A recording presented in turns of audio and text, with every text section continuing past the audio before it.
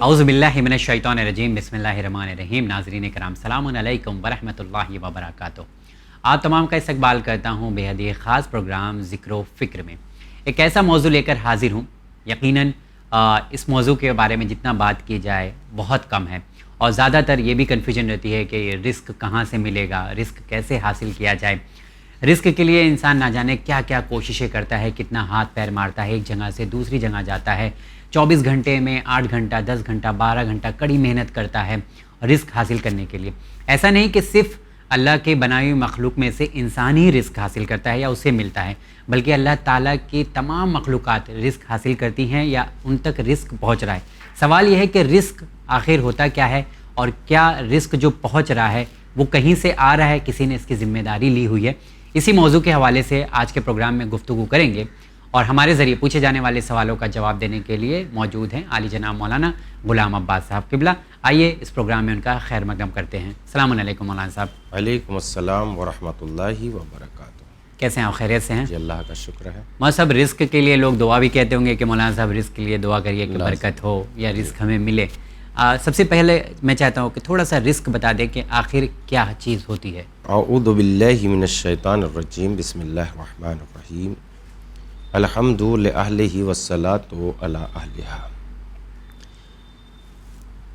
اگر تاریخ اور روایات اور قرآن مجید کے مطالعے کے اعتبار سے دیکھا جائے تو رزق ہر وہ چیز جو انسان کے لیے ضروری ہے، جیسے لباس ہے وہ بھی ایک رزق ہے، سماعت ہے وہ بھی ایک رزق ہے، سننے کا، آخرت میں شفاعت ہے وہ بھی ایک رزق ہے، جیسے کہ دعائے اس میں زیارت عاشورہ میں بھی آیا ہے، اور ورزقنا شفاعت الحسین یوم الورود، پروردگارہ ہمیں قیامت کے روز، ورود کے روز امام حسین علیہ السلام کی شفاعت کا رزق عطا فرما۔ اسی طریقے سے جناب شعیب علیہ السلام نے اپنی نبوت کو اللہ کی جانب سے اعلان کرتے ہوئے کہا کہ پروردگار عالم نے مجھے بہترین رزق عطا کیا ہے۔ خود قرآن مجید میں بھی ایک آیت ہے، سورہ مبارکہ غاشیہ کی غالباً یہ آیت ہے یا کسی اور سورہ کی، لیکن سورہ اگر معین نہ کیا جائے تو ایک قرآن مجید میں ایک آیت ہے، ارشاد ہوتا ہے بسم اللہ الرحمن الرحیم، فَلْيَنْظُرِ الْإِنسَانُ إِلَىٰ طَعَامِهِ، انسان اپنے کھانے کی طرف، اپنے رزق کی طرف نگاہ کرے۔ تو اس سلسلے میں ائمہ ہدیٰ علیہ السلام کی جو روایتیں ہیں وہ دو چیزوں کے اعتبار سے ہے۔ پہلی تو یہ ہے کہ انسان یہ دیکھے کہ وہ علم حاصل کہاں سے کر رہا ہے، تو اس کا مطلب یہ ہے اس روایت کی روشنی میں کہ علم بھی رزق ہے، شفاعت بھی رزق ہے، لباس بھی رزق ہے، سماعت بھی رزق ہے، یہ تکلم بھی رزق ہے، اور دیکھنے کی جو طاقت ہے وہ بھی رزق ہے۔ تو یہ ساری کائنات جو انسان کو ضرورتیں ہیں، لیکن ایک رزق وہ ہے جس کے طلب کرنے اور تناول کرنے سے انسان کو یا پوری مخلوقات کو ایک قوت ملتی ہے۔ یہ بھی ایک قسم کا، یہ اس کو رزق معدی کہتے ہیں۔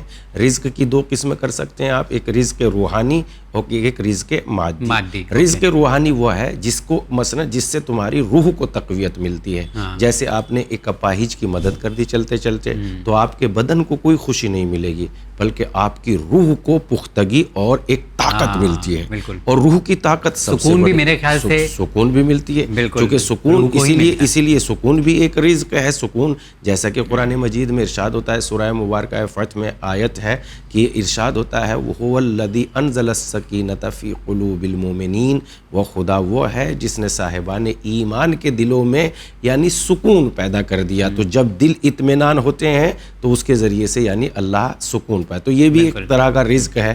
تو جو ساری جتنی بھی ضرورتیں ہیں قرآن مجید اور تاریخ اور آیات اور روایات کی روشنی میں، وہ ہر طرح کا ایک رزق ہے، مگر یہ رزق جو انسان تناول کرتا ہے اس کی بھی ذمہ داری پروردگار عالم نے لی ہے، جیسا کہ قرآن مجید میں ارشاد ہوتا ہے بسم اللہ الرحمن الرحیم، اللہ الذی خلقکم ثم رزقکم، پروردگار عالم وہ ہے جس نے تمہیں پیدا کیا ہے اور تمہارا رزق اسی نے عطا کیا ہے, تمہیں رزق دیا ہے. اور یہاں سب سے باریک بات ہے خلقکم رزقکم, یعنی بالکل ہر انسان ہر انسان بالکل سامنے, یعنی جو انسان سامنے گویا اس سے خطاب کر کے کہا جا رہا ہے کہ تمہیں پیدا کیا ہے.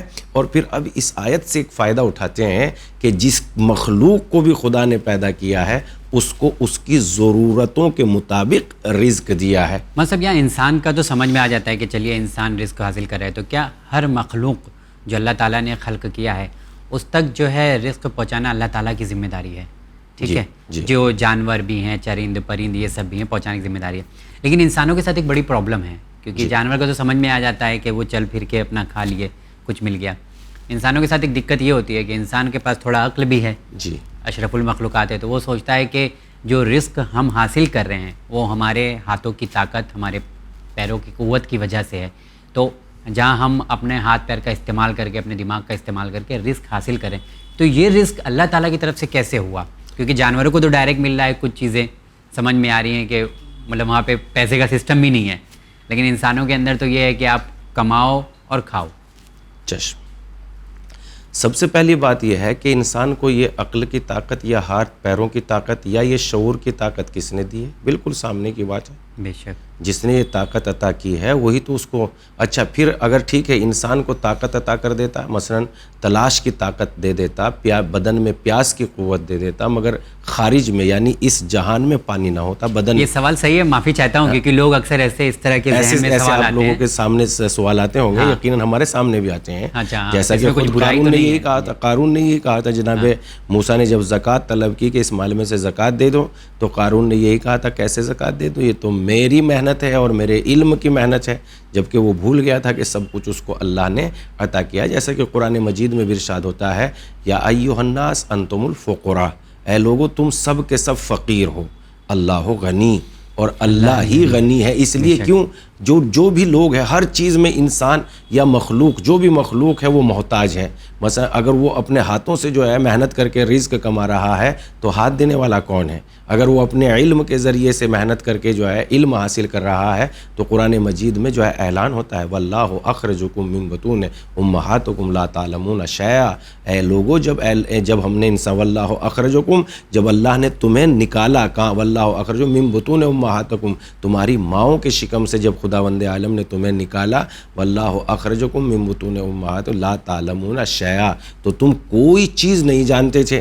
اللہ نے تمہیں علم دینے کے لیے کان کی طاقت دی, آنکھوں کی طاقت دی اور زبان کی طاقت دی. تو علم کی طاقت بھی پروردگار عالم نے جو بیس ہے وہ تو آپ کو عطا کر دیا ہے. اب فقط آپ کو سیکھنا ہے. انسان کا کمال فقط سیکھنا ہے, انسان کا کمال حاصل کرنا نہیں ہے. مثلا فقط وہ سیکھ رہا ہے, الف با تا سا سیکھ ہی رہا ہے نا, اس نے الف با تا سا ایجاد تھوڑا ہی کیے ہیں. تو اس اعتبار سے پتہ چلتا ہے جتنی بھی انسان کے پاس طاقتیں ہیں وہ سب خدا کی دی ہوئی ہے. تو جب انسان کے پاس طاقت ہے اور خدا کی دی ہوئی ہے تو اس کا مطلب یہ ہے کہ خدا ہی ہمیں رزق دے رہا ہے. مثلا فرض کیجئے ہمارے اندر بھوک رکھ دیتا اور زمین میں غلہ پیدا کرنے کی صلاحیت ہی نہ رکھتا, تو انسان کتنا ہی زمین کو ہل بہاتا, اس کو جوتتا, کچھ بھی اپنے آپ میں نہیں ہو سکتا تھا. تو اس کا مطلب یہ ہے کہ اللہ نے اس زمین میں طاقت رکھی ہے, صلاحیت رکھی ہے.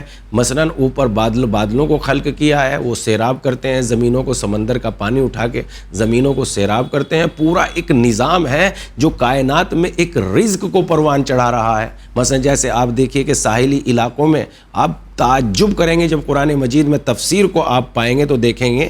میں کبھی کبھی اپنے ذہن میں سوچتا تھا, چونکہ جب میں تفسیر کا مطالعہ کرتا ہوں تو بہت زیادہ انسان کا ذہن کھل جاتا ہے. تو مجھے ایک ڈاؤٹ یہ تھا کہ ٹھیک ہے زمین ہے وہ پیاسی ہے, پانی ہے, پیڑ ہے, انہیں پانی کی ضرورت ہے, مگر سمندروں میں اتنی بارش ہو جاتی ہے کیوں آخر؟ سمندر تو خود, جبکہ بارش تو خود ہی سمندر سے اٹھائی جا رہی ہے. یہ اس کا جواب مجھے نہیں مل رہا تھا. میں ایک روز تفسیر کا مطالعہ کر رہا تھا تو وہاں تحریر کیا گیا بارش کی مثلا وجوہات اور بارش کے فائدے کے سلسلے میں. تو وہاں مفسرین نے بیان کیا کہ چونکہ جب بارش ہوتی ہے تو مچھلیوں کی غذا برسات کے ذریعے خدا نازل کرتا ہے, اور اب وہ ساحلی علاقے پہ رہنے والے لوگ جیسے یہ ہماری ممبئی جو ہے سمندر کے کنارے, یہ اس بات کو لوگ جانتے ہیں کہ جس سال بارش زیادہ ہوتی ہے سمندر میں مچھلی بھی زیادہ پیدا ہوتی ہے, اور جس سال بارش نہیں ہوتی سمندر میں مچھلیاں بھی کم پیدا. تو یہ سمندروں میں مچھلیاں جہاں انسان کا کہیں ہاتھ ہی نہیں لگا, انسان کا ہاتھ لگا ہے سمندروں میں مچھلیوں کو تیار کرنے کے لیے، انسان کا کہیں ہاتھ لگا ہے، تو قدرت نے کہیں ایسی طرح رزق پیدا کیا ہے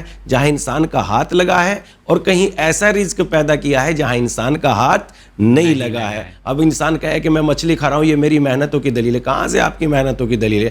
آپ کی محنت فقط اتنی ہے کہ آپ سمندر سے اس کا شکار کر لیجئے، بس اس سے زیادہ آپ کی کوئی محنت نہیں ہے۔ مگر پیسے لے لیجئے مارکیٹ بس چند پیسوں کے ذریعے سے مارکیٹ سے خرید لیے، اس سے زیادہ آپ کی کوئی محنت نہیں ہے۔ تو اللہ نے سب کچھ رزق پیدا کیا ہے اور ذمہ داری بھی اسی نے لی ہے، جیسا کہ قرآن مجید میں ارشاد ہوتا ہے ما من دابۃ فی الارض الا علی اللہ رزقها، ہر شے تک، کوئی مخلوق ایسی نہیں ہے جس کو ہم نے رزق نہ پہنچایا ہو۔ بے شک آپ دیکھیے کہ کتنی بھی پریشانیاں ہم لوگوں کو ہوتی ہے اور بلاؤں میں ہم گھرے ہوتے ہیں، لیکن ان سب کے باوجود بھی شاید ہی کوئی ایسا ہوگا اس دنیا میں جو بھوکا سو جاتا ہو تقریباً۔ اور ہم لوگ ممبئی جیسے شہر کی بات کریں تو یہاں پر یہ کہاوت بھی ہوتی ہے کہ ممبئی شہر میں کوئی بھوکا نہیں سوتا ہے۔ تو آپ دیکھیں کہ اللہ تعالیٰ کی بہترین نعمتیں ہمارے آس پاس ہیں، اور الحمدللہ یہ کرم ہے اس پروردگار عالم کا، کتنی بہترین نعمتوں سے ہم لوگوں کو نوازا ہے۔ مولانا صاحب ایک سوال یہاں پر یہ کر لوں آپ سے کہ جو ہے اکثر دیکھا جاتا ہے کہ اگر کوئی ہمارے یہاں کام کر رہا ہوتا ہے، ٹھیک ہے، یا ہم نے کسی کو رکھا ہوا ہے کام پر، کوئی امپلائی ہے، اکثر ایسا ہوتا ہے، یا کسی کی ہم مدد کر رہے ہوتے ہیں، تو کچھ وقت ایسا آتا ہے کہ نہیں اس کی جو ہے تھوڑا سا انکم جو ہے روک دیتے ہیں، یا اس کی مدد کرنا ہم چھوڑ دیتے ہیں، تو پھر کیا اگر کسی کے مطلب تو پھر سامنے والا پریشان ہو جاتا ہے کیونکہ بھائی اب وقت ایسا آ گیا ہے کہ ہمارے پاس جو آنے کا ذریعہ تھا، ایک راستہ تھا پیسہ آنے کا، وہ بند ہو گیا، تو کیا ایسا ہے کہ اگر ایک راستہ بند ہو جاتا ہے تو دوسرا راستہ کھلنے کی امید نہیں ہوتی ہے، یا سامنے والا یہ سوچے کہ میں ہی دوں گا تو ہی ان کے گھر کا خرچہ چلے گا ورنہ نہیں چلے گا؟ اس نظریے کو آپ کیسے بتانا چاہیں گے کہ یہ صحیح ہے یا غلط ہے؟ دیکھیے نظریہ تو یہ اس اعتبار سے لوگ سوچتے ہیں کہ اس کا رزق بند کر دیا جائے، اقتصادی پابندیاں لگا دی جائے، یہ ٹھیک ہے، یہ اپنے آپ میں ایسا لوگ کرتے ہیں، لیکن ایسا ہو بھی جاتا ہے یہ محال ہے، ایسا نہیں ہو سکتا۔ پیغمبر اسلام ہمارے نبی محمد مصطفیٰ صلی اللہ علیہ وآلہ وسلم نے ارشاد فرمایا جس طریقے سے موت انسان کا پیچھا کرتی ہے اسی طریقے سے رزق بھی اس کے پیچھے پیچھے جاتا ہے۔ اچھا، ہاں، رزق بھی اس کے پیچھے پیچھے جاتا ہے، یعنی کوئی کسی کا رزق نہیں روک سکتا۔ چلیے یہ تو حدیث ہے، آپ کہہ سکتے ہیں کہ ضعیف بھی ہو سکتی ہیں، میں آپ کی خدمت میں قرآن مجید کی آیت پیش کرتا ہوں۔ ارشاد ہوتا ہے بسم اللہ الرحمن الرحیم امن ھذا الذی یرزقکم ان امسک رزقہ، اگر خدا اپنے رزق کو روک لے تو کیا تم میں سے کوئی ایسا ہے جو اس تک رزق پہنچا دے؟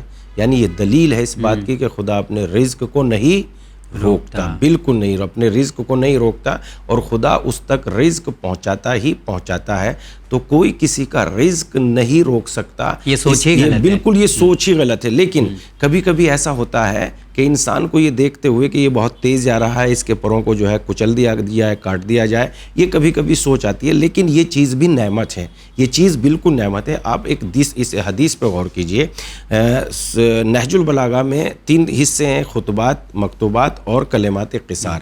کلمات قصار میں غالباً 105واں کلمہ ہے، جس میں ارشاد ہوتا ہے، امام علیہ السلام اس میں ارشاد فرماتے ہیں میوتا بے ید القصیرہ، قصیر یعنی تنگ، قصیر یعنی چھوٹے ہاتھوں سے، میوتا بے ید القصیرہ یوتا بے ید الطویلہ، جو اپنے چھوٹے ہاتھوں سے دیتا ہے وہ بڑے اقتدار ہاتھوں سے پاتا ہے، وہ قدرت کے ہاتھوں سے پاتا ہے۔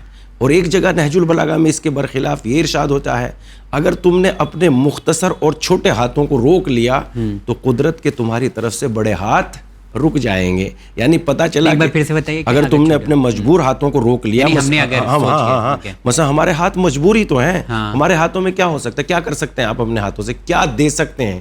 اگر دے سکتے ہیں تو ایک گلاس پانی پلا سکتے ہیں، چشمہ نہیں دے سکتے، یعنی جہاں سے پانی پیدا ہو رہا ہے وہ نہیں دے سکتے، چشمہ تو کسی اور نہیں پیدا کیا ہے۔ لیکن اگر آپ نے اللہ کی راہ میں ایک چشمہ، ایک گلاس پانی پلا دیا تو ہو سکتا ہے خدا اس کے بدلے میں آپ کو ایک چشمہ دے دے، جیسے جناب حاجرہ سلام اللہ علیہا نے اللہ کے لیے جناب اسماعیل کی جان بچانے کے لیے کوشش کی تھی اور اللہ نے بدلے میں مکمل طور سے چشمہ عطا کر دیا کہ نہیں کر دیا؟ جناب حاجرہ و اسماعیل کی یادگار ہے کہ نہیں ہے؟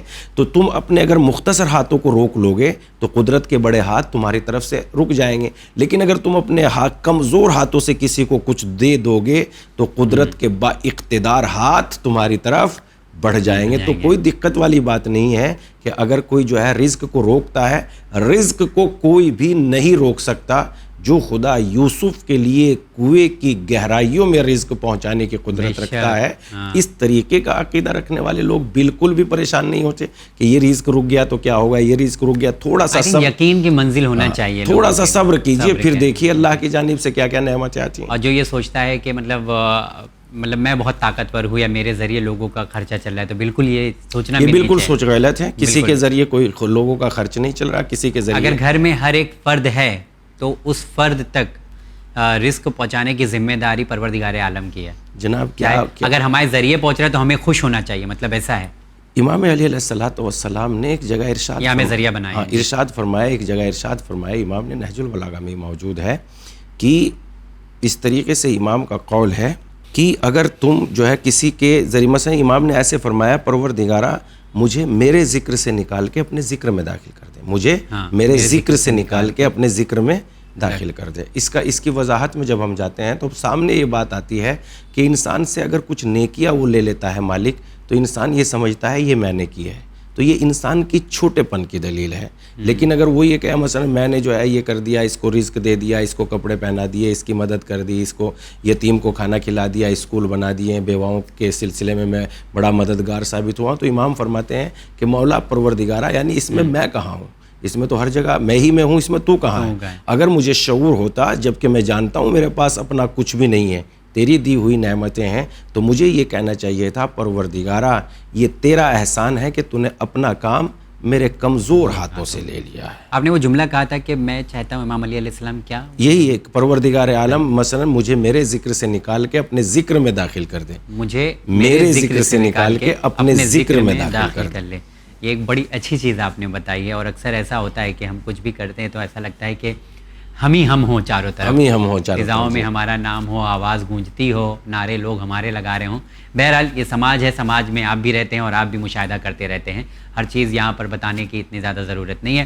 مولانا صاحب آپ کا بہت بہت شکریہ ادا کرتے ہیں کہ آپ نے وقت نکالا اور اس پروگرام میں آئے. رزق کے حوالے سے بہت کم وقت میں اہم پیغام آپ نے پہنچایا. بہت شکریہ آپ کا. شکراً. تو جی ہاں ناظرین، اللہ تعالیٰ کا یہ وعدہ ہے کہ وہ اپنی ہر مخلوق تک جو ہے رزق پہنچائے گا اور پہنچتا بھی ہے. اور یہ ایک بڑا کرم اور بڑی نعمت ہے پروردگار عالم کی طرف سے، جو ہم سب کو شکریہ ادا کرنا چاہیے، چاہے ہم کسی بھی حال میں ہوں. انشاءاللہ اگلے ایپیسوڈ میں پھر آپ تمام لوگوں سے ملاقات کریں گے. دیکھتے رہیے چینل میں. بہت شکریہ.